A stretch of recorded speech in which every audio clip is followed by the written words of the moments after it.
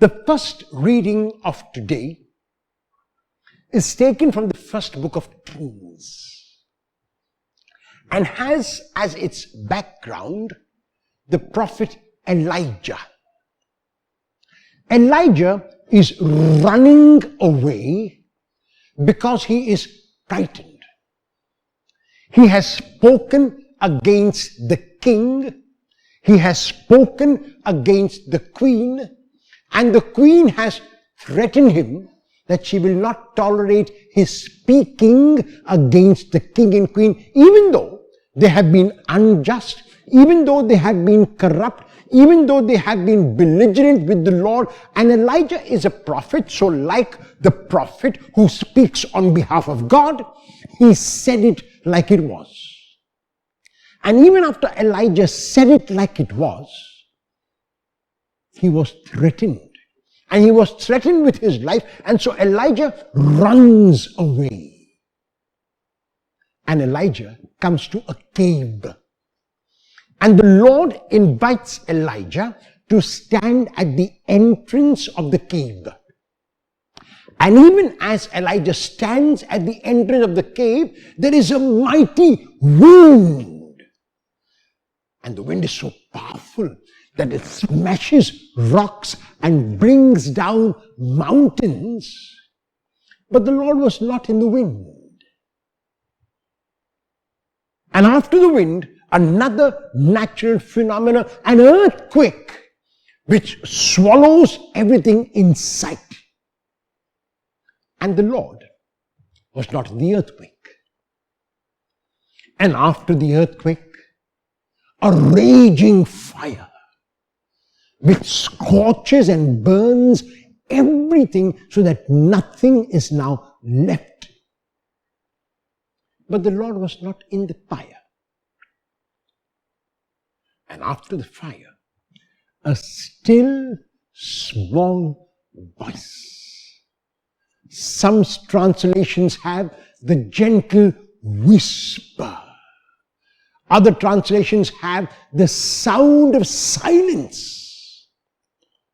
So whether it is a still small voice, whether it is a whisper, whether it is the sound of silence, now, only now does Elijah hear it. And so the question is, how can you hear the sound of silence? Will you not have to strain to hear the whisper? Will you not have to strain to hear the still small voice? And the answer is no. Because the sound of silence, the whisper, and the still small voice is of God.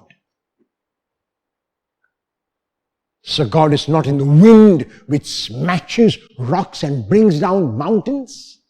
God is not in the earthquake which swallows everything in sight. And God is not in the fire which scorches and burns everything. But God is in the still small voice. What does this mean? It means that God will come when we least expect Him.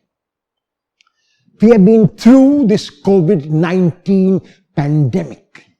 We have been struggling with finding answers as to how we can respond, as to how we must cope. And there have been times when we have been on the verge of giving up, when we have despaired, when we have lost hope, when we have refused to believe and said, there is no God. Because if there was a God, by now we would have had an answer to our situation. That is like the wind.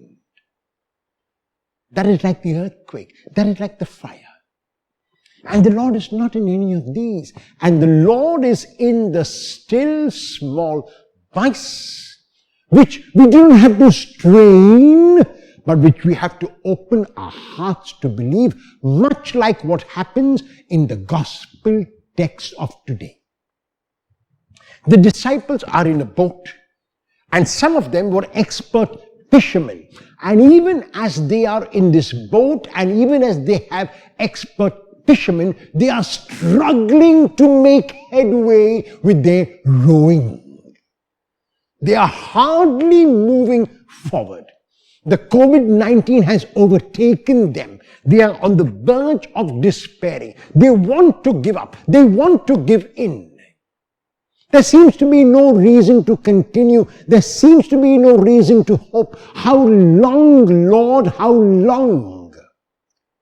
And then in the darkest hour of the morn, between 3 and 6 a.m., when we are at our weakest, when we are at our most fragile, when we are frail, the Lord comes to us.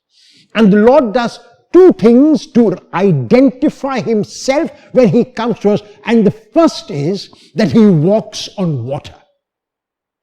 In the Old Testament, walking on water was an attribute only which God had. No human being could walk on water. And so when Matthew tells us that Jesus came to his disciples walking on water, he is already saying that Jesus is revealing himself as God.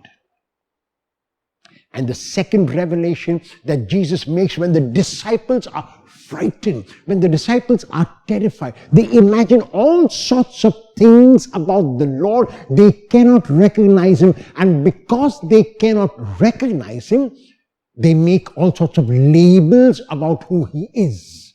He is a ghost, and they were terrified. And the Lord speaks, and the Lord reveals himself with the divine name Ego Eimi, I am. And this divine name, in the present situation, is a name which must give us confidence. It is a name which says not, I was. It is a name which says not, I will be. It is a name which says, I am. It is asking us not to be worried about the wind which will shatter rocks. It is asking us not to worry about the earthquake which will swallow everything inside. It is asking us not to be worried about the fire which will scorch.